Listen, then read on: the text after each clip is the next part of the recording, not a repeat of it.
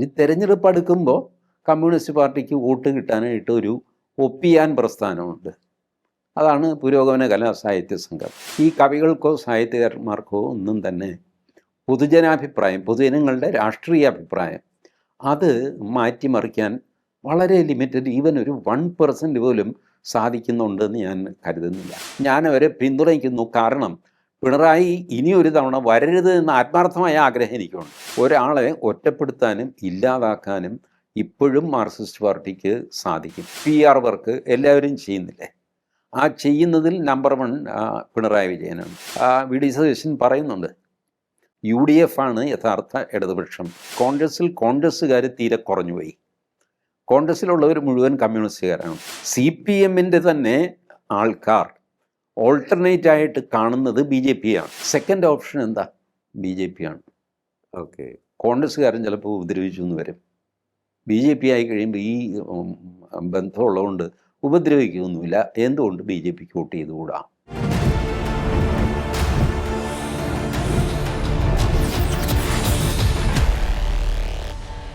നമസ്കാരം, ടോക്കിംഗ് പോയിന്റിലേക്ക് സ്വാഗതം.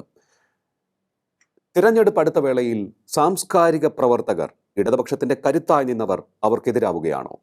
സച്ചിദാനന്ദൻ പറഞ്ഞിരിക്കുന്നു, തുടർഭരണം ഇടതുപക്ഷത്തിന് ഭൂഷണമാവില്ല എന്ന്. വ്യക്തിപൂജയിലേക്കും ഏകാധിപത്യ പ്രവണതയിലേക്കും ഇടതുപക്ഷം പോകുന്നു എന്ന് സാറാ ജോസഫ് പറഞ്ഞിരിക്കുന്നു. ഇത്തരത്തിൽ അഭിപ്രായം ശക്തമായി അവർക്ക് എതിരായിക്കൊണ്ടിരിക്കുന്നത് എന്തിൻ്റെ സൂചനയാണ്? പരിശോധിക്കാൻ നമുക്ക്. നമ്മോടൊപ്പം ചേരുകയാണ് രാഷ്ട്രീയ നിരീക്ഷകൻ ശ്രീ TG മോഹൻദാസ്. നമസ്കാരം സർ, ടോക്കിംഗ് പോയിന്റിലേക്ക് സ്വാഗതം. നമസ്കാരം സർ. സാഹിത്യ അക്കാദമി അധ്യക്ഷ സ്ഥാനത്തിരുന്നുകൊണ്ടാണ് സച്ചിദാനന്ദൻ ഇത്തരത്തിലുള്ള ഒരു ബോൾഡായിട്ടുള്ള നിലപാട് സ്വീകരിച്ചിരിക്കുന്നത്, അഭിപ്രായം പറഞ്ഞിരിക്കുന്നത്. അദ്ദേഹത്തെ അനുനയിപ്പിക്കാനുള്ള ശ്രമമൊക്കെ നടക്കുന്നുണ്ടെന്ന് കേൾക്കുന്നുണ്ട്. പക്ഷേ പറഞ്ഞതാണല്ലോ എന്ന് തോന്നുന്നു. സച്ചിദാനന്ദനും സാറാ ജോസഫും ഒക്കെ പറഞ്ഞതിൽ നിന്നും എന്താണ് നമ്മൾ ഉൾക്കൊള്ളേണ്ടത്? ഇതേ ഈ ആവശ്യത്തിലധികം പ്രാധാന്യം കിട്ടുന്ന ഒരു ഏർപ്പാടാണ് ഈ സാംസ്കാരിക നായകൻ. ഇവരാരും സംസ്കാരത്തെ നയിക്കുന്നവരൊന്നുമല്ല. കവിത എഴുതുകയും നോവൽ എഴുതുകയൊക്കെ ചെയ്യുന്നവരാണ്. ആ കാര്യത്തിൽ അവർ നിഷ്ണാതരാണ്. സച്ചിദാനന്ദൻ നല്ല കവിതയൊക്കെ എഴുതിയ ആളാണ്. സാറാ ജോസഫ് നോവലുകളും എഴുതിയിട്ടുണ്ട്. ഇതിലപ്പുറം രാഷ്ട്രീയ രംഗത്ത് ഇവരുടെ ചിന്തകൾക്ക് എന്താണ് പ്രാധാന്യം എന്നെനിക്ക് മനസ്സിലാകുന്നില്ല. എൻ്റെയോ ലിയോയുടെയോ രാഷ്ട്രീയ ചിന്ത പോലെ ഈ പറഞ്ഞ ആൾക്കാരുടെയും ചിന്ത, അതിൽ കവിഞ്ഞുള്ള ഒരു പ്രാധാന്യം കവി ആയതുകൊണ്ടോ സാഹിത്യകാരനോ സാഹിത്യകാരി ആയതുകൊണ്ടോ ഒരാൾക്ക് കൊടുക്കുന്നത് അർത്ഥശൂന്യമാണ്. അവരുടെ രാഷ്ട്രീയമാണ്. അവരുടെ കവിതയിൽ വേണമെങ്കിൽ രാഷ്ട്രീയം കലർത്താൻ, ചിലതിൽ കലർത്താറുണ്ട്, ചിലത് ശുദ്ധ കവിതയായിരിക്കുകയും ചെയ്യും. ഇങ്ങനെയൊക്കെയുള്ള ആൾക്കാർ സാംസ്കാരിക നായകർ എന്ന ഒരു വിചിത്രമായ പേരിട്ട് വിളിക്കുന്ന ഒരുപക്ഷെ ഏക സംസ്ഥാനം കേരളമായിരിക്കും. വേറെ സംസ്ഥാനങ്ങളിലൊന്നും തന്നെ ഈ സാംസ്കാരിക നായകരില്ല. സംസ്കാരത്തെ ആരും അങ്ങനെ നയിക്കാറൊന്നുമില്ല. അതിങ്ങനെ സ്വയം മുന്നോട്ട് പോകുന്ന ഒരേർപ്പാടാണ് സംസ്കാരം. സച്ചിദാനന്ദനെ സാമാന്യ ജനങ്ങളിൽ എത്ര പേര് അറിയും എന്ന് ചോദിച്ചാൽ ഒരു 10-15% ആൾക്കാർ അറിയും. അതിനപ്പുറത്തേക്ക് ഒരു റീച്ച് സച്ചിദാനന്ദനില്ല. ബട്ട് ഇടതുപക്ഷത്തെ ഈ പ്രതിനിധീകരിക്കുന്നു എന്ന് വിചാരിക്കുന്ന സാഹിത്യകാരന്മാരുടെ വിചാരം അവർ ഉള്ളത് കൊണ്ടാണ് ഇടതുപക്ഷം നിലനിൽക്കുന്നത്, അവരില്ലാതായാൽ ഇടതുപക്ഷം അസ്തമിച്ചു പോകും എന്നൊക്കെ അവർ വിചാരിക്കുന്നു. അവർ പറയുന്നത് കേട്ടാൽ കമ്മ്യൂണിസം നിലനിൽക്കും, അതല്ലെങ്കിൽ കമ്മ്യൂണിസം ഇല്ലാതെ പോകും. ഇപ്പോൾ സച്ചിദാനന്ദനും പറയുന്നത് ഈ തെരഞ്ഞെടുപ്പിൽ നിങ്ങൾ തോൽക്കണം, തോറ്റാൽ മാത്രമേ നിങ്ങൾ നിലനിൽക്കുകയുള്ളൂ. ഇങ്ങനെയാണ് അദ്ദേഹത്തിൻ്റെ വിചിത്രമായ വാദം. മാത്രമല്ല 5 വർഷം കൂടുമ്പോൾ ഭരണമാറ്റം വരണം, അതാണ് ജനാധിപത്യത്തിനും നല്ലത്, മാർക്സിസ്റ്റ് പാർട്ടിക്കും നല്ലത്. ഇങ്ങനെ അരുന്ധതി റോയ് പറഞ്ഞത്രേ ഏതോ ഒരു യോഗത്തിൽ. അരുന്ധതി റോയ് എങ്ങനെയാണ് രാഷ്ട്രീയത്തിലെ ഒരു വ്യക്തിയാകുന്നത് എനിക്ക് മനസ്സിലായി. ഇവർക്കൊക്കെ രാഷ്ട്രീയത്തിൽ ഇടപെടാനുള്ള നമ്മൾ ലീഗൽ ടേം ഉണ്ടല്ലോ, ലോക്കസ് സ്റ്റാൻഡേ. ഓക്കെ. നിങ്ങൾക്ക് ഇടപെടാനുള്ള അവകാശമോ അധികാരമോ എങ്ങനെയാണ് സിദ്ധിക്കുന്നത്? അത് സിദ്ധിക്കുന്നില്ലല്ലോ. നിങ്ങൾ ചിന്തകരല്ല. ഞാൻ പറയട്ടെ, ഈ സാഹിത്യം, കവിത, നോവൽ ഇത് വിട്ടിട്ട് രാഷ്ട്രചിന്തയെ പറ്റിയോ രാഷ്ട്രമീമാംസയെ പറ്റിയോ ആ, രാഷ്ട്രം എങ്ങനെ മുന്നോട്ട് പോകണം എന്നുള്ളതിനെ പറ്റിയോ എന്തെങ്കിലും ഒരു പുസ്തകം സച്ചിദാനന്ദനോ സാറാ ജോസഫോ രചിച്ചിട്ടുണ്ടോ? ഇല്ല. ഒരു തെരഞ്ഞെടുപ്പ് അടുക്കുമ്പോൾ കമ്മ്യൂണിസ്റ്റ് പാർട്ടിക്ക് വോട്ട് കിട്ടാനായിട്ട് ഒരു ഒപ്പിയാൻ പ്രസ്ഥാനമുണ്ട്. അതാണ് പുരോഗമന കലാ സാഹിത്യ സംഘം. അതിൽ ഏറ്റവും മുകളിൽ നിൽക്കുന്നവരാണ് സച്ചിദാനന്ദൻ, KG ശങ്കരപ്പിള്ള. ഇങ്ങനെ താഴെ താഴെ പോയിട്ട് പിന്നെ നമുക്ക് ആർക്കും അറിഞ്ഞുകൂടാത്ത ഗുലാബ് ജാം എന്നൊക്കെയുള്ള പേരുകളൊക്കെ വരും. ഇങ്ങനെ ഒരു പ്രസ്താവന ഇടയ്ക്കിടയ്ക്ക് പത്രങ്ങളിൽ കാണാറുണ്ട്. ആ പ്രസ്താവനയെ ആരും മുഖവിലേക്ക് എടുക്കുന്നതായിട്ട് എനിക്ക് തോന്നുന്നില്ല. ഇവർ നേരത്തെ തിരഞ്ഞെടുപ്പ് ക്യാമ്പയിന് പുറപ്പെടുമായിരുന്നു. ഇപ്പോൾ അത് കാണാറില്ല. ഇനി എവിടെയെങ്കിലും ഉണ്ടോ എന്ന് എനിക്കറിയില്ല. എൻ്റെ അറിവിൽ ഒരു സാംസ്കാരിക നായകൻ, അങ്ങനെ വിളിച്ചു കഴിഞ്ഞാൽ അയാൾ തെറി പറയും, അത് ബാലേന്ദ്രൻ ചുള്ളിക്കാടാണ്. ഏതായാലും ഞാനൊരു സ്വാതന്ത്ര്യം എടുത്തിട്ട് അദ്ദേഹത്തെ സാംസ്കാരിക നായകൻ എന്ന് വിളിക്കാം.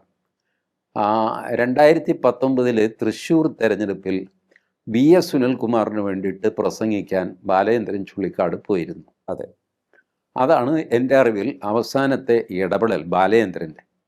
അന്നത്തെ കൊണ്ട് ബാലേന്ദ്രൻ അങ്ങ് നിർത്തി. ഈ രാഷ്ട്രീയത്തിൽ ഇടപെട്ട് കഴിഞ്ഞാലുള്ള കുഴപ്പം, എതിർ രാഷ്ട്രീയക്കാർ ചീത്ത പറയുമല്ലോ. കാരണം കൂടാതെയും ചീത്ത പറയും, കാരണം ഉണ്ടാക്കി ചീത്ത പറയും, ഉള്ള കാരണം കൊണ്ട് ചീത്ത പറയും. ഇതൊക്കെ കേൾക്കേണ്ട ഒരു കാര്യവും ആ മനുഷ്യനുണ്ടായിരുന്നില്ല.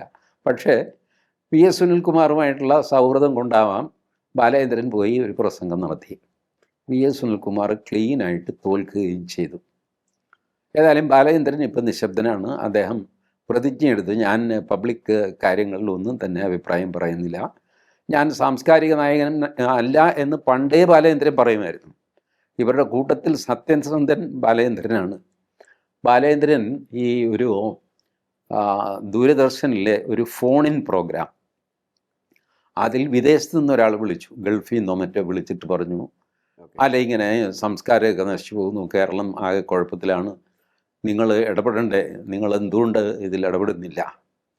അപ്പോൾ ബാലേന്ദ്രൻ കൂളായിട്ട് പറഞ്ഞു, അതേ ഈ ഇടപെടലൊക്കെ നടത്തണമെങ്കിൽ ഒന്നുകിൽ NSSനോടോ അല്ലെങ്കിൽ SNDPയോട്, വെള്ളാപ്പള്ളി നടേശനോട് ഒക്കെ പറയണം. അവർക്കൊക്കെ ഇതിനകത്ത് ഇടപെടാൻ പറ്റുള്ളൂ. ഞാനൊരു കവിയാണ്, വല്ലപ്പോഴും കൂടി ഒരു കവിത എഴുതും, അതെവിടെയെങ്കിലും പ്രസിദ്ധീകരിക്കും, അങ്ങനെ ജീവിച്ചു പോകുന്നൊരു സാധുവാണ്. ഞാൻ എന്തെങ്കിലും മലമറിക്കുന്നു നിങ്ങൾ ധരിക്കരുത്, എനിക്കങ്ങനെ മലമറിക്കാനുള്ള കഴിവില്ല. ഉണ്ടെന്ന് വേറെ കവികളൊക്കെ ധരിക്കുന്നുണ്ടാകാം, അവർക്കുണ്ടാകാം, എനിക്കതില്ല, ഞാനില്ല എന്ന് പറഞ്ഞ് ബാലേന്ദ്രൻ ഒഴിഞ്ഞു. ഇതാണ് ഇതിൻ്റെ യാഥാർത്ഥ്യം. ഈ കവികൾക്കോ സാഹിത്യകാരന്മാർക്കോ ഒന്നും തന്നെ പൊതുജനാഭിപ്രായം, പൊതുജനങ്ങളുടെ രാഷ്ട്രീയ അഭിപ്രായം അത് മാറ്റിമറിക്കാൻ വളരെ ലിമിറ്റഡ്, ഈവൻ ഒരു 1% പോലും സാധിക്കുന്നുണ്ടെന്ന് ഞാൻ കരുതുന്നില്ല. അതിന് കാര്യം എന്താണെന്ന് വെച്ചാൽ ഇവർ തന്നെ തുടങ്ങി വെച്ച കാപട്യമാണ്. ഒരു കാലത്ത് സാഹിത്യകാരന്മാർ എന്ന് പറയുന്നത് ഈ പറഞ്ഞ ഒരു സാംസ്കാരിക വൃത്തി ആയിരുന്നു. അത് ഓക്കെ, കഥ എഴുതുക, നോവൽ എഴുതുക, കവിത എഴുതുക, ഇതൊക്കെ ഒരു സാംസ്കാരിക പ്രവൃത്തിയായിരുന്നു. പിന്നെ അതൊരു ദാസ്യവേലയായിട്ട് മാറി. ഇവരെല്ലാവരും തന്നെ ഒരു പാർട്ടിയെ തെരഞ്ഞെടുപ്പിൽ ജയിപ്പിക്കാനായിട്ട് കവിത എഴുതാൻ തുടങ്ങി, മുദ്രാവാക്യ കവിതകൾ എഴുതാൻ തുടങ്ങി. മുദ്രാവാക്യം എഴുതിയ ആളിന് ഏറ്റവും വലിയ കവിയായിട്ട് ആരായിരുന്നത്, KPG നമ്പൂതിരിയോ അങ്ങനെ ഏതോ ഒരു ആളിനെയാണ് ആസ്ഥാന കവിയായിട്ട്. AP കളക്കാടായിരുന്നു ഏറ്റവും വലിയ നോവലിസ്റ്റ് ഇവരുടെ. ഇങ്ങനെയൊക്കെ കഴിഞ്ഞ ഒരു സംഘം ആൾക്കാർ ഇപ്പോൾ ക്ഷീണിച്ച് അവശനിലയിലായി. ഇപ്പോൾ കുറച്ച് പേര് സാഹിത്യ അക്കാദമിയിൽ കൂടിയിട്ട് വെസ്റ്റഡ് ഇൻട്രസ്റ്റ് ഉള്ള 8-10 പേര് കൂടി നടത്തുന്നൊരു കലാപരിപാടി സാഹിത്യ അക്കാദമി. ആ സാഹിത്യ അക്കാദമി ഒരു 2 വർഷമായെന്ന് തോന്നുന്നു, ബാലേന്ദ്രൻ ചുള്ളിക്കാടിനെ പ്രഭാഷണത്തിന് വിളിച്ചിട്ട് 2400 രൂപ കയ്യിൽ വെച്ച് കൊടുത്തു. 3500 രൂപ അങ്ങേർക്ക് വണ്ടിക്കൂലിയായി. അങ്ങേര് പറഞ്ഞു, ഇതെന്ത് പോക്കൃതരാണ് ഇത്, മനുഷ്യന് വണ്ടിക്കൂലിയെങ്കിലും കൊടുക്കണ്ടേ? ഇതൊക്കെയാണ് സാഹിത്യം. അപ്പം അതിൽ അന്ന് സച്ചിദാനന്ദൻ പറഞ്ഞു, അല്ല ബാലേന്ദ്രൻ എന്നോടൊന്ന് പറയാമായിരുന്നു, ഇത് ഒരാളെ കൊണ്ട് ഇത് പറയിക്കുക എന്ന് പറയുന്നത് തന്നെ മോശമല്ലേ? പിന്നെ സച്ചിദാനന്ദന് കിട്ടുന്ന ഒരു ഗുണം എന്താണെന്ന് വെച്ചാൽ, ഈ പല സാഹിത്യകാരന്മാരും രാഷ്ട്രീയക്കാരും ഒക്കെ സച്ചിദാനന്ദൻ്റെ സ്റ്റുഡൻസ് ആയിരുന്നു. അദ്ദേഹം അധ്യാപകനായിരുന്നല്ലോ, സാമാന്യം നല്ല പ്രായമുണ്ട്. അപ്പോൾ ഇപ്പോഴുള്ള പലരും അദ്ദേഹം കോളേജിൽ പഠിപ്പിച്ച കുട്ടികളാണ്. അപ്പോൾ അദ്ദേഹത്തിന് എതിര് പറയാൻ പലർക്കും ഒരു മടി. പക്ഷേ അശോകൻ ചെരുവിൽ ഒരു ഡിവോട്ട് ഫൈറ്ററാണ് പിണറായിക്ക് വേണ്ടിയിട്ട്. അതെ അതെ അശോകൻ ചെരുവിൽ രംഗത്തിറങ്ങി അതൊന്നും അങ്ങനെയൊന്നും അല്ല എന്നൊക്കെ പറഞ്ഞിട്ട് അശോകൻ ചെരുവിലിൻ്റെ പ്രസ്താവനയൊക്കെ വന്നു. സാധാരണ കൂട്ടപ്രസ്ഥാനമാണ് വരേണ്ടത്. ഇനി വരുമായിരിക്കും. ഇപ്പോൾ ഇവർക്ക് അശോകൻ ചെരുവിലുണ്ട്, ഇനി KR മീര രംഗത്തിറങ്ങും, KEN കുഞ്ഞാമത് വാൻ സാംസ്കാരിക നായകനാണ്. കുഞ്ഞാമത് രംഗത്തിറങ്ങും. പിന്നെ കുറേ പേര് സാംസ്കാരിക നായകരെ ആക്കും. ഈ ഒപ്പിട്ട് എല്ലാവരും കൂടെ എഴുതുമ്പോൾ അതിനകത്ത് നമ്മൾ ഇന്നുവരെ കേട്ടിട്ടില്ലാത്ത കുറേ പേരുകളൊക്കെ ഉണ്ടാവും. അവരൊക്കെ സാഹിത്യകാരന്മാരാണ്, ആയിരിക്കുകയും ചെയ്യും കേട്ടോ. നമുക്ക് വിവരം ഇല്ലാഞ്ഞിട്ടാണ്. അവർ വലിയ സാഹിത്യകാരന്മാരെ മറ്റ് അന്താരാഷ്ട്ര സമ്മാനങ്ങളൊക്കെ കിട്ടിയ ആൾക്കാരായിരിക്കും, നമുക്കറിയില്ലല്ലോ. ഇങ്ങനെയാണ് ഇവരുടെ കലാപരിപാടി. ഇത് ഇത്രയ്ക്കൊക്കെ ഉള്ളൂ എന്ന് മാർക്സിസ്റ്റ് പാർട്ടിക്കും അറിയാം. അവരിങ്ങനെ കുറേശ്ശെ ചോറ് കൊടുത്ത് ഇവരെ ചില സ്ഥാനങ്ങളൊക്കെ കൊടുത്ത് ചില അവാർഡൊക്കെ കൊടുത്ത് ഇങ്ങനെ നിർത്തിയിരിക്കുകയാണ്, ശല്യം ചെയ്യാതിരിക്കാനും വാഴ്ത്തുപാട്ടിനും വേണ്ടിയിട്ട്. ഇടയ്ക്ക് ശല്യം ചെയ്യുന്നു. ഇപ്പോൾ സച്ചിദാനന്ദൻ, എന്തുകൊണ്ട് സച്ചിദാനന്ദനും സാറാ ജോസഫ് ഇത് പറഞ്ഞു? ഇതിൻ്റെ യാഥാർത്ഥ്യം CR പരമേശ്വരൻ ഒരു ഫേസ്ബുക്ക് പോസ്റ്റിൽ ഇട്ടിട്ടുണ്ട്. CR പരമേശ്വരൻ പറഞ്ഞു, അടുത്ത് വരാൻ പോകുന്നത് UDF ആണ് എന്ന് ഇവർക്ക് തോന്നുന്നു. UDF വന്നു കഴിഞ്ഞാൽ തങ്ങളുടെ സ്ഥാനമാനത്തിന്, ഇപ്പോൾ സച്ചിദാനന്ദൻ സാഹിത്യ അക്കാദമിയുടെ പ്രസിഡൻ്റാണ്, ആ പ്രസിഡൻ്റ് സ്ഥാനം തെറിക്കരുത്. സാറാ ജോസഫിന് എന്തെങ്കിലുമൊക്കെ കിട്ടുന്നുണ്ടാകും, പുരസ്കാരങ്ങളോ സംഗതി, അപ്പോൾ അത് നഷ്ടപ്പെടരുത്. അതുകൊണ്ട് ഇവർ നേരത്തെ കണ്ടറിഞ്ഞ് UDF ആണ് വരാൻ പോകുന്നതെന്ന് കണ്ടറിഞ്ഞ് വലിയ തത്വന്യായമൊക്കെ അടിക്കുകയാണ് എന്നാണ് CR പരമേശ്വരൻ പറയുന്നത്. ബട്ട് സ്റ്റിൽ CR പരമേശ്വരൻ പറയുന്നു, ഞാനവരെ പിന്തുണയ്ക്കുന്നു, കാരണം പിണറായി ഇനിയൊരു തവണ വരരുത് എന്ന ആത്മാർത്ഥമായ ആഗ്രഹം എനിക്കുണ്ട്. അപ്പോൾ സ്ഥാനം കിട്ടാൻ വേണ്ടിയിട്ട്, സ്ഥാനം നിലനിർത്താൻ വേണ്ടിയിട്ട് അവരും രാഷ്ട്രീയ താല്പര്യം വെച്ച് ഞാനും ഒരേ അഭിപ്രായക്കാരായിപ്പോയി എന്നേ ഉള്ളൂ. ഇതാണ് CR പരമേശ്വരൻ എഴുതിയതിൻ്റെ രത്നച്ചുരുക്കം. അദ്ദേഹം കുറേ കൂടെ തീക്ഷ്ണവും വന്യവുമായ ഭാഷയിലാണ് ആ ഫേസ്ബുക്ക് പോസ്റ്റ് ഇട്ടിരിക്കുന്നത്. ആ ഭാഷ അദ്ദേഹത്തിൻ്റെ മാത്രമാണ്. അത് ഉദ്ധരിച്ച് ഞാൻ കുഴപ്പത്തിലാകാൻ ഞാൻ ആഗ്രഹിക്കുന്നില്ല. കാരണം CR പരമേശ്വരനും ഇവരും തമ്മിലൊക്കെയുള്ള ഡൈനമിക്സ് വേറെയാണ്. ഞാനൊരു സാധാരണക്കാരനാണ്. സാംസ്കാരിക നായകർ എന്ന് പറയുന്ന ഒരു വിഭാഗം വെച്ചു പൊറുപ്പിക്കാവുന്ന ഒരു വിഭാഗമല്ല. സാഹിത്യകാർക്ക് ഒരു സംഘടന വേണോ, അതൊക്കെ ആലോചിക്കേണ്ടതാണ്. ഇതെല്ലാം ഉണ്ടാക്കിയത് നമുക്ക് പുരോഗമന കലാസാഹിത്യ സംഘം എന്ന് പറഞ്ഞ് ഉണ്ടാക്കിയത് കമ്മ്യൂണിസ്റ്റ് പാർട്ടിയാണ്. അതെ, മറ്റ് പാർട്ടികൾക്കൊന്നും അവരുടെ കലാസംഘമൊന്നും ഇല്ലല്ലോ. ഉണ്ടെങ്കിൽ തന്നെ അതിനും ഗുണവും പിടിക്കാറില്ല. കോൺഗ്രസ്സിനോ BJPക്കോ ഇങ്ങനെ ഒരു ഏർപ്പാടില്ല. ഉള്ള ഏർപ്പാട് പച്ച പിടിക്കാറുമില്ല. ചില പരിപാടികളൊക്കെ അവർ ചെയ്യാറൊക്കെ ഉണ്ട്, പക്ഷേ അതൊന്നും പച്ച പിടിക്കാറില്ല. പൊതുജനങ്ങളാണെങ്കിൽ ഇവരിൽ രാഷ്ട്രീയ അഭിപ്രായം ഇവരെ കണ്ടല്ല രൂപീകരിക്കുന്നത്. അങ്ങനെയാണെങ്കിൽ കേരളം എക്കാലവും ഇടതുപക്ഷത്തിൻ്റെ കൂടെ നിൽക്കണമായിരുന്നു. അങ്ങനെ നിന്നില്ലല്ലോ. അപ്പോൾ ഇപ്പോൾ ഈ ഭരണം മാറും എന്നൊക്കെ പറയുന്നത് എൻ്റെ ബലമായ വിശ്വാസം CR പരമേശ്വരൻ പറയുന്നതാണ് ശരി. എങ്ങാനും UDF അധികാരത്തിൽ വന്നാൽ ഞങ്ങളുടെ സ്ഥാനം കളയല്ലേ എന്ന് VD സതീശനോടോ ഒക്കെ ആയിട്ടുള്ള ഇൻഡയറക്റ്റ് ആയിട്ടുള്ള അഭ്യർത്ഥനയായിട്ടാണ് ഇതിനെ പരിഗണിക്കേണ്ടതെന്ന് എനിക്ക് തോന്നുന്നു. അതിനപ്പുറം ഒരു ഡയമെൻഷൻ അതിനില്ല. അല്ല സർ, ഇവരിപ്പോൾ ഇതുമായി ബന്ധപ്പെട്ട് ഇത്തരത്തിലുള്ള പ്രസ്താവനകൾ നടത്തണമെന്നുണ്ടെങ്കിൽ ഈ 10 വർഷത്തിനകത്ത് എത്രയോ തവണ നടത്താനുണ്ടായിരുന്നു എന്നാണ് പലരും ചൂണ്ടിക്കാണിക്കുന്നത്. ഇത്രയും നാൾ പറയാതിരുന്നത് എന്തുകൊണ്ട് ഇപ്പോൾ ഈ അവസരത്തിൽ പറയുന്നു എന്ന് ചോദിക്കുന്നവരും കുറവല്ലെന്ന് തോന്നുന്നു. അല്ല, പരമേശ്വരൻ്റെ പോയിന്റ് അതാണ്. അതെ, പരമേശ്വരൻ പറയുന്നത് ഹീനമായ സ്വജനപക്ഷപാതം, കുടുംബാധിപത്യം, അഴിമതി, BJPയും സംഘപരിവാറുമായിട്ടുള്ള അവിശുദ്ധ ബന്ധം, നിശാബന്ധം എന്നാണ് CR പരമേശ്വരൻ എഴുതിയിരിക്കുന്നത്. അതിലൊരല്പം അശ്ലീലം അടങ്ങിയിട്ടുള്ളത് കൊണ്ട് ഞാൻ ആ വാക്ക് ഉപയോഗിച്ചില്ലെന്നേ ഉള്ളൂ. ഇതൊക്കെ നടക്കുമ്പോൾ, അഥവാ നടക്കുന്നു എന്ന് CR പരമേശ്വരൻ ആരോപിക്കുന്നു. അങ്ങനെയൊക്കെ നടക്കുമ്പോൾ നിങ്ങൾ മിണ്ടാതിരുന്നു. ഇപ്പം തെരഞ്ഞെടുപ്പ് വന്നപ്പോൾ നിങ്ങൾ മിണ്ടുന്നു. ശരിയാണ്, CR പരമേശ്വരൻ ദീർഘകാലമായിട്ട് ഈ സംഘപരിവാർ CPM ഒരു അവിശുദ്ധ ബന്ധമുണ്ട് എന്ന് വിശ്വസിക്കുകയും നിരന്തരമായിട്ട് എഴുതുകയും ചെയ്യുന്ന ആളാണ് CR പരമേശ്വരൻ. നമുക്ക് അദ്ദേഹത്തോട് യോജിക്കുകയോ വിയോജിക്കുകയോ ചെയ്യാം, അത് വേറെ കാര്യം. പക്ഷേ അദ്ദേഹം നിരന്തരമായിട്ട് എഴുതിക്കൊണ്ടിരുന്ന ആളാണ്, ഇപ്പോഴും എഴുതുന്ന ആളാണ്. അപ്പോഴൊന്നും സാറാ ജോസഫോ സച്ചിദാനന്ദനോ ഒരക്ഷരം മിണ്ടിയിട്ടില്ല. അപ്പോൾ ഇപ്പോൾ പറയുന്നതിനകത്ത് ഈ ദുഷ്ടലാക്കുണ്ട് എന്ന് CR പരമേശ്വരൻ വിചാരിക്കുകയല്ല, അദ്ദേഹം പച്ചയ്ക്ക് തന്നെ പറയുന്നു, നിങ്ങളുടെ ഉദ്ദേശം ഇന്നതാണ്, UDF ആണ് വരാൻ പോകുന്നത്, അപ്പോൾ കാലേ കൂട്ടി നമ്മളങ്ങോട്ട് ഒന്ന് ചാഞ്ഞ് നിൽക്കുക, അപ്പോൾ കിട്ടാനുള്ളത് കിട്ടിക്കൊണ്ടുമിരിക്കും, ഉള്ളത് നഷ്ടപ്പെടുകയുമില്ല. ഈ സ്വാർത്ഥ ചിന്തയാണ്. അപ്പോൾ അത് ഒരുപക്ഷെ CR പരമേശ്വരൻ്റെ വിലയിരുത്തൽ ശരിയായിരിക്കും എന്ന് എനിക്ക് തോന്നുന്നു. ഇവരുടെ കൂട്ടത്തിൽ എന്തൊക്കെ പറഞ്ഞു കഴിഞ്ഞാലും ഇൻ്റലക്ച്വൽ ഓണസ്റ്റി ഉള്ളൊരു മനുഷ്യനാണ് CR Parameswaran. You can disagree with him. എനിക്ക് പലപ്പോഴും അദ്ദേഹത്തിൻ്റെ എഴുത്ത് കാണുമ്പോൾ എന്തൊരു കഷ്ടമാണെന്നൊക്കെ തോന്നാറൊക്കെയുണ്ട്. ബട്ട് സ്റ്റിൽ അദ്ദേഹത്തിൻ്റെ ഭാഗത്തു നിന്ന് താൻ പറയുന്നതിൽ അദ്ദേഹം കൺവിൻസ്ഡാണ്. അതിലൊരു കാപട്യം അദ്ദേഹത്തിനില്ല. മാറി മാറി പറയുക, പറഞ്ഞത് പറഞ്ഞില്ല എന്ന് പറയുക, ഈ ഏർപ്പാടൊന്നും അദ്ദേഹത്തിനില്ല. പിന്നെ വെറും വഴക്കിനൊന്നും പോകാറില്ലെന്നേ ഉള്ളൂ. അപ്പോൾ ദീർഘകാലമായിട്ട് ഈ രംഗത്തുള്ള ഒരു മനുഷ്യൻ, എഴുത്തുകാരൻ എന്നുള്ള നിലയ്ക്ക് CR പരമേശ്വരൻ്റെ വിലയിരുത്തൽ ശരിയാണ് എന്നെനിക്ക് തോന്നുന്നു. നമ്പർ 2, ഇതൊക്കെ ഇരിക്കുമ്പോൾ പോലും ഇവരുടെ സ്വാധീനം എത്ര കണ്ടുണ്ട് എന്നുള്ളത് എനിക്ക് സംശയമാണ്. പിണറായി വിജയൻ മൂന്നാമതും അധികാരത്തിൽ വരാതിരിക്കാം. ചിലപ്പോൾ UDF ആയിരിക്കും, ആരെങ്കിലും ആയിരിക്കും വരുന്നത്. പക്ഷേ അത് സച്ചിദാനന്ദൻ പറഞ്ഞുകൊണ്ടായിരിക്കില്ല എന്നാണ് എൻ്റെ അഭിപ്രായം. സച്ചിദാനന്ദനെയോ സാറാ ജോസഫിനെയോ ഒക്കെ കേട്ട് ആളുകൾ വോട്ട് ചെയ്യുകയോ ചെയ്യാതിരിക്കുകയോ ഒക്കെ ചെയ്യുന്ന ഒരവസ്ഥയൊന്നും ഇതുവരെ ഉണ്ടായിരുന്നില്ല, ഇനിയും ഉണ്ടാകാനും പോകുന്നില്ല. ഇവർ പറയുന്ന സ്വാധീനം ഇവർക്കില്ല, അതൊക്കെ വെറുതെ തോന്നുന്നതാണ്.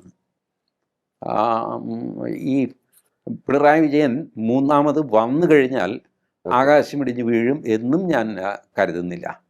ഒരുപക്ഷെ കേരളം അങ്ങനെ ചിന്തിച്ചാലോ. ഈ ഒരു തുടക്കമുണ്ടല്ലോ സച്ചിദാനന്ദൻ്റെ, ഈ വിവാദത്തിൻ്റെ തുടക്കം, ആ തുടക്കവുമായിട്ട് മുന്നോട്ട് പോയി കഴിഞ്ഞാൽ സംഭവിക്കാവുന്ന ഒരു അഡ്വാൻറ്റേജ് CPM-നുണ്ട്. CPM-ലെ ആൾക്കാർ വർദ്ധിത വീര്യത്തോടെ രാഷ്ട്രീയ പ്രവർത്തനം ആരംഭിക്കും. ഡിസല്യൂഷൻഡ് ആയിട്ടുള്ള ആൾക്കാരെല്ലാം രംഗത്തിറങ്ങും. അതായത് പാർട്ടി അധികാരത്തിൽ വരരുത് എന്ന് സാംസ്കാരിക നായകൻ പറയുന്നു, ആഹാ എന്നാൽ വരുത്തിയിട്ട് ബാക്കി കാര്യം എന്ന് തീരുമാനിച്ച് ഇവർ രംഗത്തിറങ്ങാൻ സാധ്യതയുണ്ട്. അതുകൊണ്ടാണ് CPM വളരെ ശ്രദ്ധിച്ച് മാത്രം കൈകാര്യം ചെയ്യുന്നത്. ഇതിലും വലിയ സച്ചിദാനന്ദൻ ഒരു ചെറിയ മീനാണ് ലിയോ. ഇതിലുമൊക്കെ എത്ര വലിയ മീനായിരുന്നു MN വിജയൻ. MN വിജയനെ ഓർമ്മയില്ലേ, അരവും കത്തിയും എന്ന് പറഞ്ഞ് MN വിജയൻ മാതൃഭൂമിയിൽ ലേഖനം എഴുതി. പുരയ്ക്ക് മേൽ ചാഞ്ഞ മരം എന്നായിരുന്നു പിണറായി വിജയൻ്റെ മറുപടി. ആ പുരയ്ക്ക് മേൽ ചാഞ്ഞ മരത്തെ അവർ വെട്ടിക്കളഞ്ഞു. MN വിജയൻ ചെയ്ത പോലെ ഇടതുപക്ഷത്തിന് സേവനം ചെയ്ത വേറൊരു മനുഷ്യനില്ല. കവിതയിലൂടെയല്ല, നോവലിലൂടെയല്ല, തൻ്റെ പ്രസംഗങ്ങളിലൂടെ, ചില്ലറ പ്രസംഗങ്ങൾ പുസ്തകങ്ങളാക്കിയത് ഒക്കെ, ഇതിലൂടെ വലിയൊരു വിഭാഗം ജനങ്ങളെ സ്വാധീനിച്ച ആളായിരുന്നു MN വിജയൻ. ആ MN വിജയന് നിർദ്ദയം പുരയ്ക്കുമേൽ ചാഞ്ഞ മരമാണ് വെട്ടിക്കളാത് എന്ന് പറയാൻ പിണറായി വിജയൻ ഉണ്ടായി. അവർ വെട്ടിക്കളയുകയും ചെയ്തു. വിജയൻ എങ്ങുമില്ലാതെ അസ്തമിച്ചു പോയി. വിജയൻ്റെ കൂടെ കുറച്ച് പേരന്ന് ബഹളമൊക്കെ വെച്ചു. ആ കൂട്ടത്തിലാണ് നമ്മളുടെ ഡോക്ടർ ആസാദ്, ഹരിഹരൻ, ഇവരൊക്കെ ഉണ്ടായിരുന്നു. അവരൊക്കെ ഇപ്പോഴും ഉണ്ട്. ബട്ട് അവർ ചെറിയ തുരുത്തുകളിൽ ചുരുങ്ങിപ്പോയി. അതാണ് മാർക്സിസ്റ്റ് പാർട്ടിയുടെ സംഘടനാ വൈഭവം. അത് ശരിയോ തെറ്റോ, അതിന് ഉപയോഗിക്കുന്ന രീതികൾ മോശമായിരിക്കുക, എന്തുവായി രാഷ്ട്രീയം മൊത്തത്തിൽ മോശമായിരിക്കുകയാണ് ഇന്ത്യയിൽ. അപ്പോൾ ഉപയോഗിക്കുന്ന ടൂൾസ് എന്തുമായിക്കോട്ടെ, ഒരാളെ ഒറ്റപ്പെടുത്താനും ഇല്ലാതാക്കാനും ഇപ്പോഴും മാർക്സിസ്റ്റ് പാർട്ടിക്ക് സാധിക്കും. അങ്ങനെ അവർ ചെയ്തിട്ടുമുണ്ട്. അത് നിങ്ങൾ സ്റ്റാലിനിസമാണ് അതാണ് എന്നൊക്കെ പറയുമായിരിക്കാം. ബട്ട് ഈ രാഷ്ട്രീയത്തിൽ വേണ്ടത് എന്താ? വിജയമാണ്. Okay, nothing succeeds like success. ജയം പോലെ വിജയിക്കുന്ന വേറെ ഒന്നുമില്ല. അപ്പോൾ വിജയിക്കാൻ പറ്റിയാൽ പിന്നെ നിങ്ങൾ എങ്ങനെ വിജയിച്ചു എന്നുള്ളത് അപ്രസക്തമാകും. ഇതാണ് ഇപ്പോഴത്തെ രാഷ്ട്രീയം. പണ്ട് രാഷ്ട്രീയം ഇങ്ങനെയൊക്കെ ആയിരുന്നു കേട്ടോ. എന്നാലും പണ്ട് ഇത്ര ഓപ്പൺ ആയിരുന്നില്ല, ഇപ്പോൾ ഓപ്പണായിട്ട് ചെയ്യുന്നു. പണത്തിന് പണം ഇറക്കുന്നു. ഇപ്പോൾ PR വർക്ക് എല്ലാവരും ചെയ്യുന്നില്ലേ? ആ ചെയ്യുന്നതിൽ നമ്പർ 1 പിണറായി വിജയനാണ്. പരാജയം വിജയമായിട്ട് മാറ്റാനുള്ള PR വർക്ക് എല്ലാം നേരെയാകും എന്നുള്ള വാഗ്ദാനം. ഇപ്പോൾ എന്താ ഇത് നേരെയാവാത്തത് എന്ന് ആൾക്കാർ ചോദിച്ചു കഴിഞ്ഞാൽ എല്ലാം നേരെയായല്ലോ എന്ന് ആർഗ്യൂ ചെയ്യുക, വളഞ്ഞിരിക്കുന്നതാണ് നേരെ ഇരിക്കുന്നതെന്ന് ആർഗ്യൂ ചെയ്യുക, ഇങ്ങനെയൊക്കെ ചെയ്യുന്ന രാഷ്ട്രീയമാണ്. അപ്പോൾ അതിൽ പിണറായി വിജയൻ വിജയിച്ചാൽ അത്ഭുതപ്പെടാനൊന്നുമില്ല, മൂന്നാമതും വന്നാൽ അത്ഭുതപ്പെടാനില്ല. ഇനി തോറ്റുപോയെങ്കിൽ ഞാൻ നേരത്തെ പറഞ്ഞ പോലെ തോറ്റുപോയെങ്കിൽ അത് സച്ചിദാനന്ദൻ പറഞ്ഞുകൊണ്ടൊന്നും ആയിരിക്കില്ല, വേറെ എന്തെങ്കിലും ഫാക്ടേഴ്സൊക്കെ വെച്ചായിരിക്കും തോൽക്കാൻ പോകുന്നത്. ഓക്കെ, അങ്ങനെ ഒരു സാഹചര്യം കൂടി ഉണ്ടല്ലേ? തീർച്ചയായിട്ടും നമുക്ക് രാഷ്ട്രീയത്തിൽ ഒന്നും പ്രവചിക്കാനൊന്നും സാധ്യമല്ല. ഇപ്പോൾ കഴിഞ്ഞ ദിവസം ഈ ഒരു വാർത്ത വന്നല്ലോ, കോൺഗ്രസിൻ്റെ ഒരു സർവേ നടത്തിയപ്പോൾ CPMൻ്റെ MLA-മാർ അവരുടെ പോപ്പുലാരിറ്റിക്ക് കുറവൊന്നുമില്ല എന്ന് കോൺഗ്രസ് കണ്ടുപിടിച്ചെന്നും അത് തിരിച്ചറിഞ്ഞെന്നും അതിൻ്റെ പരിഭ്രമം കോൺഗ്രസ്സിനുണ്ടെന്നും ഒക്കെ പറഞ്ഞൊരു വാർത്ത വന്നിരുന്നു. അതെ, ഇതാരാണ് ഇങ്ങനൊരു സർവേ നടത്തിയതെന്ന് അറിയില്ല. വാസ്തവത്തിൽ അങ്ങനൊരു സർവേ നടന്നോ എന്ന് പോലും അറിയില്ല. പക്ഷേ ആ വാർത്ത ഞാൻ ശ്രദ്ധിച്ചു. അതിൻ്റെ അർത്ഥം CPM MLA-മാർ ഈ പറഞ്ഞ പോലെ അത്ര അൺപോപ്പുലർ ഒന്നുമല്ല. അടുത്ത തെരഞ്ഞെടുപ്പിൽ CPM MLA-മാർ തോറ്റുപോകും, സിറ്റിംഗ് MLA-മാർ തോറ്റുപോകും എന്നുള്ള ധാരണയൊന്നും വേണ്ട എന്നൊക്കെ ഒരു വാർത്ത ഉണ്ടാക്കാനാണ് ശ്രമിക്കുന്നത്. അതൊരു പക്ഷേ ഒരു നരേറ്റീവ് ബിൽഡിങ്ങിൻ്റെ ഭാഗമായിട്ട് CPM ചെയ്യുന്നതാകാം, അല്ലെങ്കിൽ CPM-ലെ തന്നെ സിറ്റിംഗ് MLA-മാർ മാത്രം ചേർന്ന് ചെയ്യുന്ന ഒരു ഗൂഢാലോചനയാകാം, എന്തുവാകാം. അപ്പോൾ there is A chance of CPM coming back എന്നൊരു ഇമ്പ്രഷൻ ഉണ്ടാക്കാൻ ബോധപൂർവമായ ഒരു PR വർക്ക് അവരും ചെയ്യുന്നുണ്ട്. അതിന് വലിയൊരു ശക്തമായ തിരിച്ചടിയാണ് സച്ചിദാനന്ദൻ നൽകിയിരിക്കുന്നത് ആ അർത്ഥത്തിൽ. കാരണം സച്ചിദാനന്ദനെ പോലെയുള്ളവർ കൂടെ നിൽക്കും എന്ന് എപ്പോഴും പാർട്ടി വിശ്വസിച്ചു. ഇപ്പം അങ്ങേര് തിരിച്ചു നിൽക്കുന്നു. അങ്ങേരെ അനുനയിപ്പിക്കാനൊന്നും ആരും പോവില്ല. അത് ചെയ്യേണ്ട കാലഘട്ടമൊക്കെ കഴിഞ്ഞു. അപ്പം 70-75 വയസ്സുള്ള മനുഷ്യനെ അനുനയിപ്പിക്കുക എന്നൊക്കെ പറയുന്നത് സാധ്യമല്ല. വേറെ ഏതെങ്കിലും രീതിയിലായിരിക്കും അവരത് ഹാൻഡിൽ ചെയ്യുന്നത്. ബട്ട് സംഭവം ഇത്രയേ ഉള്ളൂ, ഇതിന് ഇമ്പാക്റ്റ് എന്ന് പറയുന്നത് വലുതായിട്ടില്ല. പാവം VD സതീശൻ ഒരു കമ്മ്യൂണിസ്റ്റുകാരനാണ്, അറിയാമല്ലോ. ഞാനിത് നേരത്തെ മുതൽ പറയാറുണ്ട്. ഇത്തവണ അദ്ദേഹം മാതൃഭൂമിയുടെ ആ സമ്മേളനത്തിൽ പോയിട്ട് പ്രസംഗിച്ചു, ഞാനാണ് ഇടതുപക്ഷം, ഞാനെന്നും ഇടതുപക്ഷമായിരുന്നു. അദ്ദേഹം പ്രതിപക്ഷ നേതാവായിട്ട് ആദ്യം കൊടുത്ത ഒരു അഭിമുഖം അത് മലയാളം വാരികയ്ക്കായിരുന്നു, ഇന്ത്യൻ എക്സ്പ്രസിൻ്റെ സമകാലിക മലയാളം. അതിന് അവർ കൊടുത്ത തലക്കെട്ട് ഞങ്ങളാണ് യഥാർത്ഥ ഇടതുപക്ഷം എന്നാണ്. ആ ഇൻ്റർവ്യൂവിൽ ഒരു സ്ഥലത്ത് VD സതീശൻ പറയുന്നുണ്ട്, UDF ആണ് യഥാർത്ഥ ഇടതുപക്ഷം. അപ്പോൾ ഇത് കോൺഗ്രസ്സിൽ സംഭവിച്ചിരിക്കുന്നതെന്ന് വെച്ചാൽ കോൺഗ്രസ്സുകാർ തീരെ കുറഞ്ഞുപോയി. കോൺഗ്രസ്സിലുള്ളവർ മുഴുവൻ കമ്മ്യൂണിസ്റ്റുകാരാണ്. അങ്ങോട്ടും ഇങ്ങോട്ടും ഷിഫ്റ്റായി എന്നാണ് അങ്ങ് പറയുന്നത് അല്ലേ? ഷിഫ്റ്റ് ആയതല്ല, ഇവരൊക്കെ ബേസിക്കലി ഇടതുപക്ഷ ചിന്താഗതിയുള്ളവരാണ്. VD സതീശൻ, VT ബൽറാം, അതെ, ഇവരൊക്കെ നമ്മളുടെ സുധീരൻ, ഇവരൊക്കെ കമ്മ്യൂണിസ്റ്റ് ചിന്താഗതിയുള്ളവരാണ്. കോൺഗ്രസ്സുകാരെന്ന് പറയാൻ കോൺഗ്രസ്സിൽ എണ്ണത്തിൽ കുറവാണ്. ഞാൻ പറയാം, കറകളഞ്ഞ ഒരു കോൺഗ്രസ്സുകാരൻ ഇപ്പോൾ ആരാണെന്ന് ചോദിച്ചു കഴിഞ്ഞാൽ തിരുവഞ്ചൂർ രാധാകൃഷ്ണനാണ്. AK ആൻ്റണിയാണ്, പ്രായമായി, അദ്ദേഹം ഇപ്പോഴും ഉണ്ടല്ലോ. AK ആൻ്റണി കോൺഗ്രസ്സുകാരനാണ്, തിരുവഞ്ചൂർ രാധാകൃഷ്ണൻ കോൺഗ്രസ്സുകാരനാണ്. പക്ഷേ VD സതീശൻ കോൺഗ്രസ്സുകാരനല്ല, K സുധാകരൻ കോൺഗ്രസ്സുകാരനാണ്. ഇതാണ് ഇവരൊക്കെ തമ്മിൽ ഇവരുപയോഗിക്കുന്ന വാക്കുകൾ നോക്കിയാൽ മതി. ജനങ്ങളുമായിട്ട് സമ്മതിക്കാൻ ഇവർ ഉപയോഗിക്കുന്ന വാക്കുകൾ ഇടതുപക്ഷം ഉപയോഗിക്കുന്ന അതേ വാക്കുകളായിരിക്കും. അതെ അതെ, ഇടതുപക്ഷവുമായിട്ട് ഇവർക്ക്, പിണറായി വിജയനുമായിട്ട് ഇവർക്ക് തർക്കം എന്താ?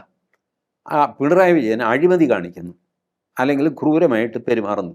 ഇതുപോലെ പിണറായി വിജയനൊന്ന് അഴിമതി നിർത്തുക, കുറച്ച് സോഫ്റ്റായിട്ട് പെരുമാറിക്കഴിഞ്ഞാൽ VD സതീശൻ്റെ പരാതി തീർന്നു.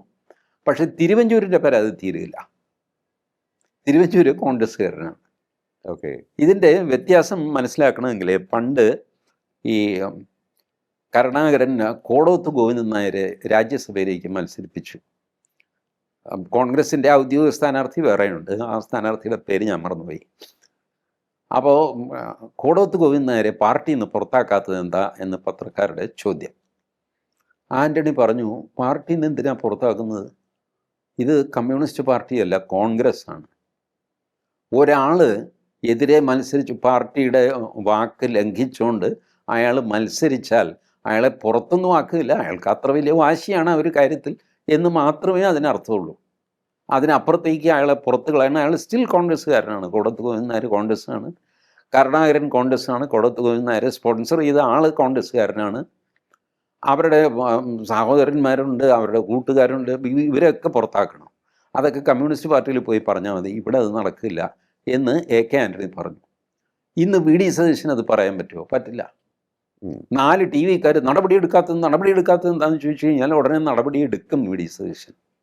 ഓക്കെ, കമ്മ്യൂണിസ്റ്റ് പാർട്ടിയുടെ സ്വഭാവമാണ് തൊട്ടാൽ നടപടിയെടുക്കുക. അതെ.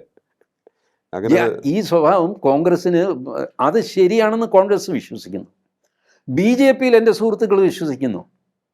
BJP ആണ് ഏറ്റവും ലിബറലായിട്ട് ഇത്തരം കാര്യങ്ങളിൽ റിബൽസിനെ കൂടെ കൊണ്ട് നടക്കുന്ന ടീമാണ് BJP, പണ്ട് ജനസംഘ കാലം മുതൽ. പക്ഷേ ഇപ്പോൾ കേരളത്തിൽ പ്രവർത്തിച്ച് അവർക്കും തോന്നുന്നത് എതിരഭിപ്രായം പറഞ്ഞു അവനെ പുറത്താക്കണം. ഇതുവരെ അങ്ങനെ പുറത്താക്കൽ തുടങ്ങിയിട്ടില്ല, പക്ഷേ പുറത്താക്കണം എന്ന് വാദിക്കുന്നവരുണ്ട്. കുറേ പേരെങ്കിലും അവർ പുറത്താക്കിയിട്ടുമുണ്ട്. അതൊരു ശരിയായ കാര്യമല്ല. ഞാനതുകൊണ്ടാണ് ബേസിക് ഈ ചിന്തകൾ എങ്ങനെയാണ്, ഇടതുപക്ഷമാണോ അതോ ദേശീയപക്ഷമാണോ? VD സതീശൻ ഇടതുപക്ഷത്താണ്, അത് ഇടയ്ക്കിടയ്ക്ക് അദ്ദേഹം ആവർത്തിക്കുകയും ചെയ്യുന്നു. തിരുവഞ്ചൂർ രാധാകൃഷ്ണൻ ഒരിക്കലും പറയില്ല ഞാൻ ഇടതുപക്ഷമാണെന്ന് പറയില്ല. ഇതാണ് ഇവർ തമ്മിലുള്ള വ്യത്യാസം. അല്ല, ഇതിപ്പോ പക്ഷം LDF ആണെങ്കിലും UDF ആണെങ്കിലും ഈ നേതാക്കളുടെ പക്ഷമാണ് ഇപ്പോൾ ജനങ്ങൾ പരിഗണിക്കേണ്ടത് എന്നാണ് വരുന്നതല്ലേ. ഓരോ നേതാക്കൾക്കും ഇത്തരത്തിൽ ഉള്ള ഓരോ നിലപാടുകളും അവരുടെ രീതികളും അത്തരത്തിലേക്ക് ഒരു ഒരു ഒരു ഒരു ഇമേജ് അവർക്ക് പതിച്ചു നൽകുകയാണെന്ന് തോന്നുന്നു. അങ്ങനെ ഇമേജ് പതിച്ച് നൽകിയ വാസ്തവത്തിൽ ജനങ്ങളെ ഇതൊന്നും കാര്യമായിട്ട് ബാധിക്കുന്നില്ല.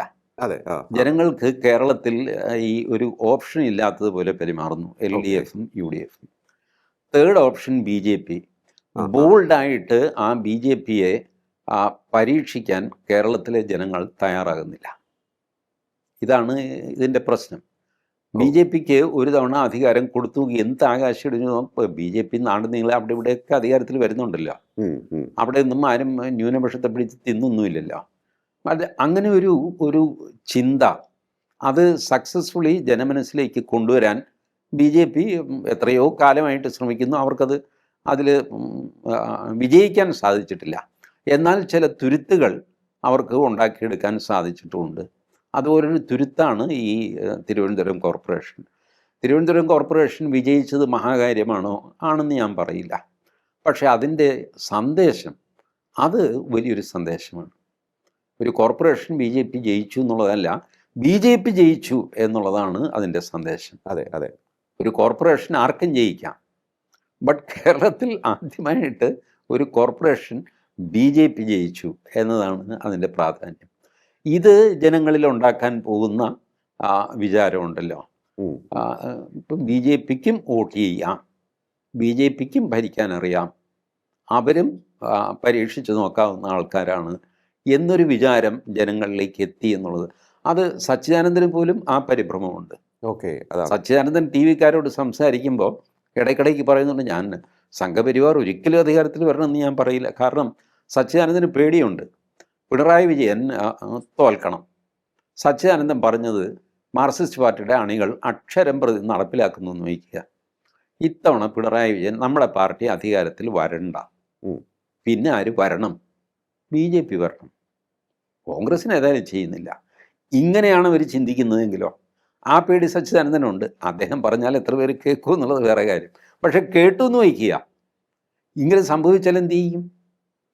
സച്ചിദാനന്ദൻ പറയും, ഞാൻ പിണറായി വിജയൻ അധികാരത്തിൽ വരരുതെന്ന് പറഞ്ഞതിൻ്റെ അർത്ഥം BJP നിങ്ങൾ പറഞ്ഞു പിണറായി വിജയൻ അധികാരത്തിൽ വരരുതെന്ന്. പിണറായി വിജയൻ വന്നില്ല, ഞങ്ങൾ രാജീവ് ചന്ദ്രശേഖരനെ അധികാരത്തിൽ കൊണ്ടുവന്നു. എന്താ കുഴപ്പമുണ്ടോ? അങ്ങനെ ഒരു ട്രെൻഡ് CPM-ൽ ഇപ്പോൾ തന്നെ ഉണ്ട്. CPM-ൻ്റെ തന്നെ ആൾക്കാർ ഓൾട്ടർനേറ്റ് ആയിട്ട് കാണുന്നത് BJP-യാണ്. CPM-നോട് ദേഷ്യം തോന്നി. അയാൾ പോയിട്ട് കോൺഗ്രസ്സിനല്ല വോട്ട് ചെയ്യുന്നത്, അയാൾ BJP-ക്കാണ് വോട്ട് ചെയ്യുന്നത്. ചിലപ്പോൾ ആളുകൾ പെട്ടെന്നുള്ള ദേഷ്യത്തിന് വോട്ട് മാറ്റി ചെയ്യുമല്ലോ.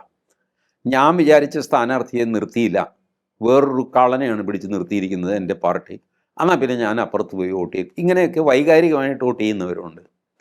അപ്പോൾ വൈകാരികമായിട്ട് ദേഷ്യം വരുന്ന CPMകാർ കൂടുതലും BJPക്ക് വോട്ട് ചെയ്യും. ആ ഒരു അപകടമുണ്ട്. അതുകൊണ്ടാണ് സച്ചിദാനന്ദൻ്റെ ഈ പ്രസ്താവനയോട് BJP പ്രതികരിക്കാതെ നിൽക്കുന്നത്. ഒരു പക്ഷേ അവർക്കത് ഗുണമായിട്ട് വന്നെങ്കിലോ. അതുകൊണ്ട് സച്ചിദാനന്ദൻ്റെ കാര്യത്തിൽ അവർ പ്രതികരിച്ചിട്ടില്ല. VD സതീശൻ ചാടിക്കയറി പ്രതികരിക്കുകയും ചെയ്തു.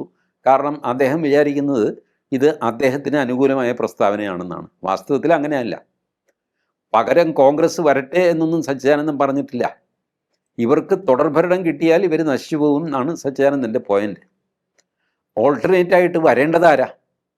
അത് ജനങ്ങളാണ് തീരുമാനിക്കുന്നത്. അത് ഇവഞ്ച്വലി BJP ആയാൽ അപ്പോൾ സച്ചിദാനന്ദനും കുഴപ്പത്തിലാവും, VD സതീശനും കുഴപ്പത്തിലാവും, പിണറായി വിജയനും കുഴപ്പത്തിലാവും. അങ്ങനെയും ഒരു റിസൾട്ട് ഉണ്ടായിക്കൊടുന്നില്ല. ഓക്കെ. ആകെ ഒരു എന്താണ് നമ്മൾ പറയുമ്പോൾ ഒരു ഈ കേരളം ഇതുവരെ നിയമസഭയുമായി ബന്ധപ്പെട്ടുള്ള തെരഞ്ഞെടുപ്പുകളിൽ ഇതുവരെ ഇത്രയും ഒരു സങ്കീർണമായൊരു സാഹചര്യം നേരിട്ടിട്ടില്ലെന്ന് തോന്നുന്നു അല്ലേ? അല്ല, അത് എല്ലാ തെരഞ്ഞെടുപ്പിലും ഈ തെരഞ്ഞെടുപ്പ് അടുക്കും തോറും ഇതുപോലെ സങ്കീർണമായ സാഹചര്യങ്ങൾ ഉണ്ടായിട്ടുണ്ട്. അത് തെരഞ്ഞെടുപ്പ് കഴിയുമ്പോൾ നമ്മൾ മറന്നു പോവുകയാണ് പതിവ്. കാരണം ഇപ്പോൾ സങ്കീർണമാണ് എന്നൊക്കെ തോന്നുന്ന സാഹചര്യം തെരഞ്ഞെടുപ്പ് കഴിയുമ്പോൾ ഇല്ലല്ലോ. എല്ലാം ഷൂവായി, പാലും വെള്ളവും വേർതിരിഞ്ഞു. പിന്നെ ഈ നടന്നു കഴിഞ്ഞ കാര്യം കുറച്ച് കഴിയുമ്പോൾ ആൾക്കാർ മറക്കും. അതുകൊണ്ടാണ് നമുക്ക് തോന്നുന്നത് ഇതെന്തോ പുതിയ സംഭവമാണ്. അങ്ങനെയല്ല, ഇതിനു മുമ്പും ഇതുപോലത്തെ വിവാദങ്ങൾ, പ്രശ്നങ്ങളിലൂടെയൊക്കെയാണ് തെരഞ്ഞെടുപ്പുകൾ കടന്നു പോകുന്നത്. അത് സ്വാഭാവികമാണ് തന്നെ. അതെ അതെ. എന്തായാലും ഇപ്പോൾ ഇത്തരത്തിൽ ഒരു അവസര വന്നിരിക്കുന്നത് കൊണ്ട് തന്നെ BJPയുടെ ഭാഗത്ത് നിന്നുള്ളൊരു സമീപനം സംബന്ധിച്ചുള്ള കാര്യങ്ങളും പല സ്ഥലത്തും ചർച്ചയാകുന്നുണ്ട്. ഇതിപ്പോൾ സാറ് തന്നെ ഈ ചർച്ചയുടെ തുടക്കത്തിൽ പറഞ്ഞതുപോലെ BJP ഇടതുപക്ഷത്തിൻ്റെ ബന്ധം സംബന്ധിച്ചുള്ള ആരോപണങ്ങളും ഉയർന്നു വരുന്നുണ്ട്. അവിശുദ്ധ കൂട്ടുകെട്ട് സംബന്ധിച്ചുള്ള ആരോപണം ഉയർന്നു വരുന്നുണ്ട്. കഴിഞ്ഞ കുറേ നാളുകളായി അത് നിലനിൽക്കുകയും ചെയ്യുന്നുണ്ട്. അത്തരത്തിലുള്ള ആരോപണങ്ങൾക്ക് ഏതെങ്കിലും തരത്തിലുള്ള എന്താണ് നിലനിൽപ്പുണ്ടോ? ആ ആരോപണങ്ങൾ ഇനിയും തുടരാനുള്ള സാധ്യതയുണ്ടോ? ഉണ്ട്. ആ ആരോപണങ്ങൾ ഇനിയും തുടരും. അതിൻ്റെ എൻ്റെ നോട്ടത്തിൽ ഇപ്പോഴത്തെ അവസ്ഥയിൽ ഈ മിനിറ്റ് വെച്ച് മാറും രാഷ്ട്രീയ സാഹചര്യം. അതുകൊണ്ട് എൻ്റെ അഭിപ്രായം ഈ തെരഞ്ഞെടുപ്പിലെ അവസാനത്തെ അഭിപ്രായമായിട്ടില്ലയോ വിചാരിക്കരുത്. ഇപ്പോഴത്തെ എൻ്റെ അഭിപ്രായത്തിൽ അതിൻ്റെ ഗുണഭോക്താവ് BJP ആണ്. ഈ അപവാദത്തിൻ്റെ ഗുണഭോക്താവ് BJP ആണ്. Okay okay. CPM BJP അവിശുദ്ധ ബന്ധം എന്ന് പറയുന്നത് നടക്കാൻ പാടില്ലാത്ത ബന്ധം എന്നുള്ള അർത്ഥത്തിലാണ്, അല്ലാതെ അതിൽ ഇമ്മോറലായിട്ട് എന്തെങ്കിലും ഉള്ളതുകൊണ്ടല്ല. നടക്കാൻ പാടില്ല എന്ന് ചിലർ വിചാരിക്കുന്ന ബന്ധം ഇതുണ്ട് ഉണ്ട് ഉണ്ട് എന്ന് പറയുമ്പോൾ കുറേ CPMകാരെങ്കിലും ഇത് വിശ്വസിക്കാനുള്ള സാഹചര്യങ്ങളുമുണ്ട്. ഓക്കെ. ലിജോ നോക്ക്, ഈ സ്വർണ്ണ കള്ളക്കടത്ത്, ശബരിമല സ്വർണ്ണക്കടത്തല്ല, സ്വർണ്ണ കള്ളക്കടത്ത് നടന്നല്ല, അതെ, ദുബായിൽ നിന്ന്. ആ കേസ് മുതൽ ഇങ്ങോട്ട് നോക്കിക്കഴിഞ്ഞാൽ പിണറായി വിജയനെ ഒരു കേന്ദ്ര ഏജൻസിയും ചോദ്യം ചെയ്യാൻ പോലും മുതിർന്നിട്ടില്ല. ഉണ്ടോ? ശരിയാണ്. ഒരു നോട്ടീസ് പോലും കൊടുത്തിട്ടില്ല. പിണറായി വിജയൻ്റെ ഓഫീസിലെ പ്രിൻസിപ്പൽ സെക്രട്ടറി ശിവശങ്കരനാണ് അറസ്റ്റിലായത്, 1 വർഷത്തോളം ജയിലിൽ കിടന്നതും ഒക്കെ. അപ്പോൾ സ്വാഭാവികമായിട്ട് പിണറായിയോടൊരു ചോദ്യം ചോദിക്കണ്ടേ? ഹേയ്, നിങ്ങളുടെ മൂക്കിന് താഴെ നിങ്ങളുടെ പ്രിൻസിപ്പൽ സെക്രട്ടറി ഈ കാര്യങ്ങളൊക്കെ ചെയ്യുന്നത് നിങ്ങൾ അറിഞ്ഞിരുന്നോ? എന്തെങ്കിലും അറിവുണ്ടോ? ആദ്യമോ പ്രതിയോ ആയിട്ടല്ല, എന്തെങ്കിലും സാറിന് അറിയാമായിരുന്നോ എന്ന് ചോദിക്കണ്ടേ? അതുപോലും ചോദിച്ചിട്ടില്ല, ഇന്നുവരെ ചോദിച്ചിട്ടില്ല. ഓക്കെ. അപ്പോൾ ഇത് കേൾക്കുന്ന ഒരു സാധാരണ CPMകാരൻ അങ്ങനെ നമ്മളെ ഉപദ്രവിക്കുകയൊന്നുമില്ല. അതുകൊണ്ട് സെക്കൻഡ് ഓപ്ഷൻ എന്താ? BJP ആണ്. ഓക്കെ. കോൺഗ്രസ്സുകാരൻ ചിലപ്പോൾ ഉപദ്രവിച്ചു എന്ന് വരും. BJP ആയി കഴിയുമ്പോൾ ഈ ബന്ധമുള്ളതുകൊണ്ട് ഉപദ്രവിക്കുകയൊന്നുമില്ല. എന്തുകൊണ്ട് BJPക്ക് വോട്ട് ചെയ്തുകൂടാ? ഈ രീതിയിൽ ഒരു കമ്മ്യൂണിസ്റ്റുകാരൻ ചിന്തിച്ചാൽ നമുക്ക് കുറ്റം പറയാൻ പറ്റുമോ? അപ്പോൾ ഈ ചിന്തയ്ക്ക് വളം വയ്ക്കുന്ന അപവാദമാണ് ഈ CPM BJP അവിശുദ്ധ ബന്ധം. CPM ഏറ്റവും അധികം അസ്വസ്ഥരാകുന്നതും ഈ ആരോപണം വരുമ്പോഴാണ്. കാരണം അവർക്കറിയാം ഇതിൻ്റെ ആരോപണം വെറും ആരോപണമാണ്, അതിൽ കഴമ്പില്ല എന്ന് എല്ലാവർക്കും അറിയാം, ആരോപിക്കുന്നവർക്കും അറിയാം. ബട്ട് ഇത് ആരോപണം വന്നു കഴിയുമ്പോൾ ഇവർ അസ്വസ്ഥരാകുന്നത് ഇതിൻ്റെ ഗുണം BJPക്ക് കിട്ടുന്നു എന്നുള്ള പോയിന്റിലാണ്. അതെ. അല്ലാതെ അവരെ പറ്റി അപവാദം പറഞ്ഞു എന്നുള്ളതല്ല അവരുടെ പരാതി. നീ ഈ പറയുന്ന അപവാദത്തിൻ്റെ ഗുണം BJPക്ക് കിട്ടുന്നു, മഹാഭാവി, അതുകൊണ്ട് മിണ്ടാതിരിക്കുക എന്നാണ്. അങ്ങനെയാണ്.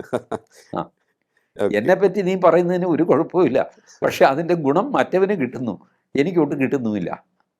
ഇതാണ് പ്രശ്നം. അപ്പം ഇതെല്ലാം കലങ്ങി മറിയുന്ന രാഷ്ട്രീയത്തിൽ ഇന്നത്തെ ഒരു അഭിപ്രായമായിട്ട് മാത്രം എടുത്താൽ മതി. നാളെ ചിലപ്പോൾ എനിക്കോ ലിയോയ്ക്കോ നമുക്ക് അഭിപ്രായങ്ങൾ, നിരീക്ഷണങ്ങൾ മാറ്റേണ്ടി വരും. കാരണം തെരഞ്ഞെടുപ്പാണ്, വളരെ പെട്ടെന്ന് ആളുകളുടെ നിലപാടുകൾ മാറും, പുതിയ പുതിയ പ്രശ്നങ്ങൾ വരും. അപ്പോൾ നമുക്ക് പുതിയ ആംഗിളിൽ കാര്യങ്ങളെ കാണേണ്ടി വരും. അപ്പോൾ നോക്കാം. ഓക്കെ സാർ, എന്തായാലും കേരള രാഷ്ട്രീയം വളരെ ഇൻട്രസ്റ്റിംഗ് ആയിട്ടുള്ള കുറേയേറെ വിഷയങ്ങൾ ചർച്ച ചെയ്ത് മുന്നോട്ട് പോവുകയാണ്. അത് സാംസ്കാരികത്തിലേക്കും എത്തി. ഇനി മറ്റു വിഷയത്തെയും നമുക്ക് കാത്തിരിക്കാം. ഇത്തരത്തിൽ ഉള്ള വളരെ വളരെ ഇൻട്രസ്റ്റിംഗ് ആയിട്ടുള്ള തലത്തിലേക്ക് ആ വിഷയങ്ങളും പോകുമെന്നുള്ള കാര്യത്തിൽ യാതൊരു സംശയവുമില്ല. എന്നത്തെയും പോലെ ഇപ്പോഴും ജനങ്ങൾ കുറച്ച് ദിവസത്തേക്കെങ്കിലും ഒക്കെ തന്നെ ആശയക്കുഴപ്പത്തിലായേക്കും. എങ്കിലും ഇടത് BJP അവിശുദ്ധ കൂട്ടുകെട്ട് സംബന്ധിച്ചുള്ള ആക്ഷേപങ്ങൾ ഉയരുമ്പോൾ അതിൻ്റെ ഗുണഭോക്താക്കൾ BJP ആയിരിക്കും എന്നുള്ളൊരു നിരീക്ഷണവും വന്നിരിക്കുകയാണ്. എന്തായാലും നമുക്ക് ഇപ്പോൾ തന്നെ ഒന്നും തീർച്ചപ്പെടുത്താൻ സാധിക്കില്ല. ആരൊക്കെ തിരഞ്ഞെടുപ്പിൽ ഉജ്ജ്വല പ്രകടനം കാഴ്ചവെക്കുമെന്നുള്ളത് സംബന്ധിച്ചും വിജയം ആർക്കൊപ്പമായിരിക്കുമെന്നും സംബന്ധിച്ചും നമുക്ക് ഇപ്പോൾ പറയാൻ സാധിക്കില്ല എന്നുള്ളതാണ് ഏറ്റവും നമുക്ക് ഉറപ്പിച്ച് പറയാവുന്ന കാര്യം. വളരെയധികം നന്ദി സാർ, ഇത്രയും സമയം ടോക്കിംഗ് പോയിന്റുമായി സംസാരിച്ചത്. ടോക്കിംഗ് പോയിന്റിൻ്റെ ഈ അധ്യായം ഇവിടെ പൂർണ്ണമാകുന്നു. ഇനി അടുത്ത എപ്പിസോഡിൽ കാണാം നമുക്ക്. നമസ്കാരം.